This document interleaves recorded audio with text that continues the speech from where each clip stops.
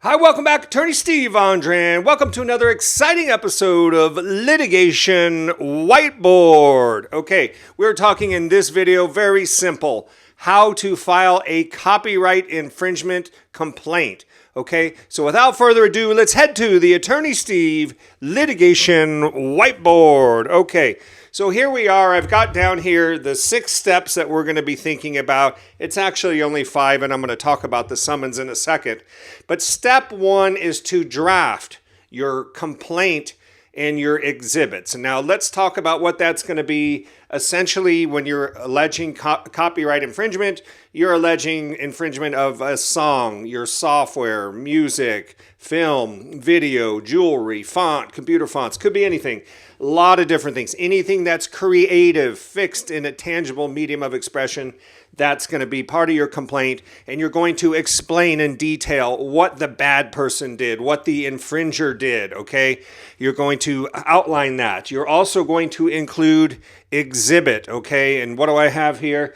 I would say a photo of the infringement. Where is it? If it's on the internet, a photo of the infringement online. Let's show the judge what it looks like, okay?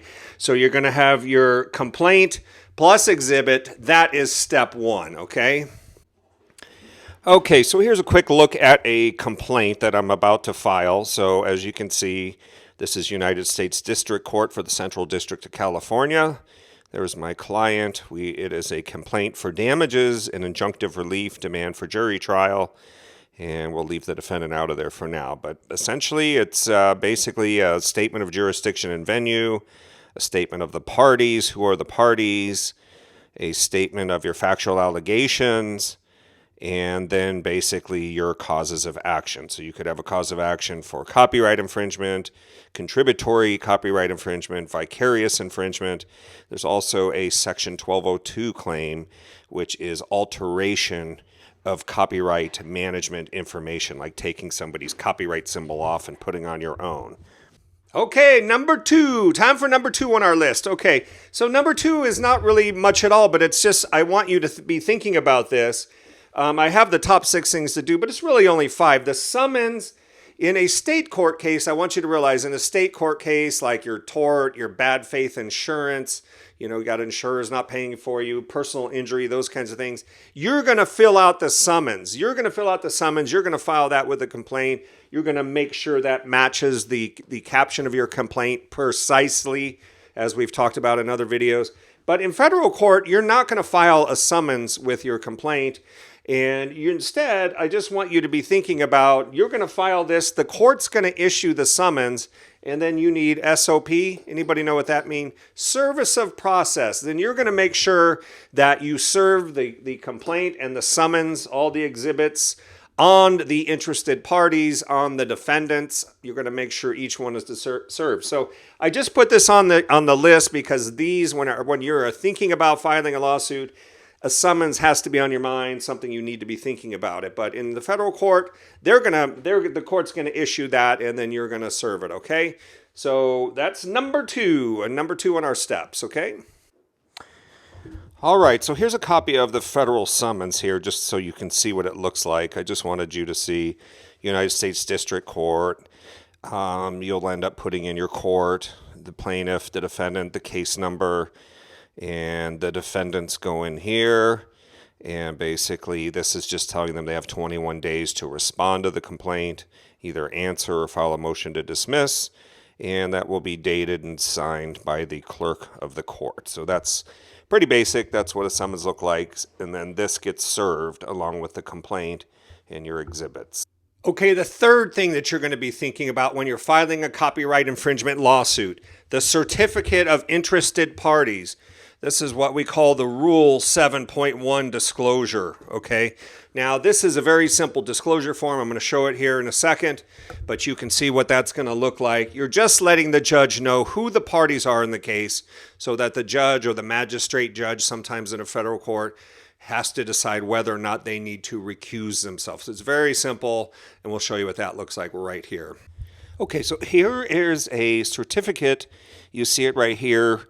Certificate of interested parties. So here's the other documents I'm talking about: the complaint, the civil cover case sheet, certificate, notice of interested parties, Okay, so let's take a look at that real quick. This is from a Strike 3 Holdings case, and this is from the Central District of California here. Okay, and so you can see it's pretty short and simple. It's just telling the judge, look, pursuant to this, the undersigned certifies that the following listed persons, associations of persons, firms, partnerships, corporations, or other entities have a financial interest in the subject matter in the controversy or in a party of to the proceeding, or two, have a non-financial interest in the subject matter of or in a party that could substantially be affected by the outcome of this proceeding. So they're telling the judge, here's two parties. Strike 3 Holdings LLC has a financial interest, and General Media Systems LLC, I'm not quite sure who they are, but they may have an interest in the case as well. So that's what a notice of certain interested parties are. You can see it right there, certificate of interested parties. So that gets filed with your copyright complaint. Okay, so moving on, number four on our top things to consider when filing a copyright infringement complaint is the registration certificate. Now, this is very, very, very, very, very important. Why? Because you cannot file a copyright infringement lawsuit unless you have this certificate, okay? So you have to have a registration certificate, meaning it was important enough for you, your work of art that we discussed at the beginning, your work of art, you went, paid the money, filed it with the United States Copyright Office in Washington, D.C., submitted a sample or a deposit, as we called it, and you're going to show that. Sometimes people will put that as an exhibit, like an Exhibit B. Remember we talked about Exhibit A? This would be like Exhibit B to your complaint, okay? So that's number 4. Let's take a look at what that registration looks like. Okay, and here's the copyright certificate. This is what we're looking at. Here you can see this is one of my clients, and so it's really pretty basic. It's got the type of work, visual material, photograph, and it talks about the title, the description, the copyright claimant, the date of creation 2014, the date of publication, that's January 2014, nation of first publication, and so forth. So you can see right here, this is your registration number right here. So when you're filing your complaints, this is the registration that would accompany it. Somebody giving me a nice comment up there. Appreciate that. Anyway, so that's the certificate. That's what we're looking at. All right, moving on. So now we're up to number 5, how to file a copyright infringement complaint. Notice of the copyright action. Okay, so what's happening here, this is kind of interesting. When you have a complaint dealing with the United States Copyright Office, let's just call them the USCO, United States Copyright Office, they like to know when people are out there filing complaints, individuals and corporate defendants, they want to know what's going on because they keep track of these cases. They do certain number crunching with these copyright cases. They want to know when there's a new copyright action. So this is a notice of copyright action that needs to be filed with your complaint. Just file it right there at the beginning. The notice of copyright action, this is to keep the United States Copyright Office informed. This is during the case. This is when the case ends. You're going to send them a copy of the complaint at the beginning. You're going to let them know when the case is over. And if the case goes up on appeal, there's also a notice to the United States Copyright Office. So you have to keep them in the loop. They could intervene in the case. They could say, hey, wait a second, we don't think XYZ is copyrightable. I don't know what happened and must have slipped through the cracks here somehow. But they're allowed to have notice of this case. So don't forget when you're filing a copyright complaint to include that notice of the copyright action, okay? And we'll show you what it looks like right here. Here is the report on filing or determination of an action or appeal regarding a copyright. So you send this here, as you can see, to the Registrar of the Copyright Office in compliance with the provisions of 17 U.S.C. 508. You are hereby advised that a court action or appeal has been filed on the following copyrights. So you're giving them notice of an action or an appeal. Here's the court. And I pulled this from a Malibu Media case. So this was Malibu Media filing with the United States District Court for the Eastern District of California, Fresno. Here is the docket number of the case. Here is the case that was filed. Here is the defendant, John Doe defendants, as we see a lot. And we have the complaint that's attached. So that gets sent to the Register of Copyrights, and this notice gets filed with the court. Okay, so it's pretty basic. Okay, and finally, number 6. I wish I had the 6 finger. It would really help out here. Number 6 is don't forget to include your civil cover case sheet.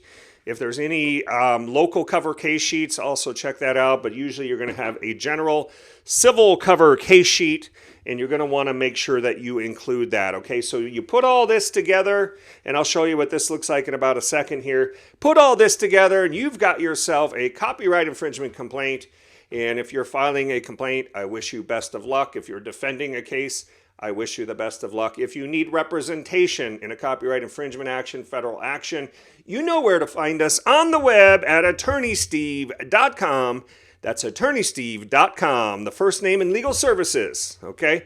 So I got to run. I got some more videos to do here, more work here on a Sunday, but I hope you enjoyed this. And if you're filing a lawsuit, follow these steps. Realize this is not legal advice. This is just general legal information. There may be other requirements in your jurisdiction. Check those out, but this is a good general legal information overview of what it's like, okay? Hope this has been helpful. Have a great day. We'll see you again.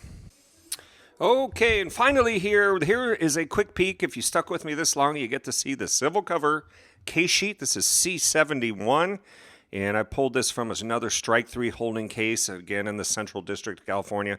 So here's, you can take a quick look at what it's like. I'm not going to go through the whole thing, but you basically list the plaintiff, the defendant. This is for the court's benefit, so they can keep their stats and they can take a quick look at the case here. County of residence of first listed plaintiff, out of state. Here, I'm just going to let you look at it if you want, the attorneys and law firms here. This is an important part right here, the basis of jurisdiction. Here they have listed federal question because it's a copyright law. The courts, as we've talked about in other videos, there's 2 ways to get into federal court. One is a federal question. Here you have the copyright law at issue. United States copyright law. This is not a state law. This is federal. So the other way to get in is diversity of jurisdiction. That means a plaintiff is in one state, a defendant is in the other, or vice versa. So here, if you have the diversity of citizenship, you're going to fill this out for the court's benefit so they can quickly see where's the plaintiff from, where's the defendant from, are they both in another state, are they both in the same state? So that is helpful information. And again, this is if there is citizenship of diversity. So if there is a diversity case amounting controversy over $75,000, then that's one way to get into federal. So these are the two ways to get into federal court. So some other information, is it a class action, jury trial, how much is demanded there, and then basically what type of case it is. So the court can quickly go and look, oh, it's a copyright case, federal question, or it's diversity, here's the amount of controversy. So it gives the court a lot of information real quick. And I'm just going to show you this. You can look into it. I'm not going to go into all these, but you can see the different issues that can arise on the civil cover case sheet. So check in your jurisdiction, check what the rules are, see what needs to be filed. You may have a different form in your jurisdiction, I don't know, but that is a civil cover case sheet. Okay, hope you enjoyed the video. Make sure to subscribe. Don't be afraid to hit the like button. I'm working hard for you guys, not going to kill you to hit the button. All right, have a great day, everybody.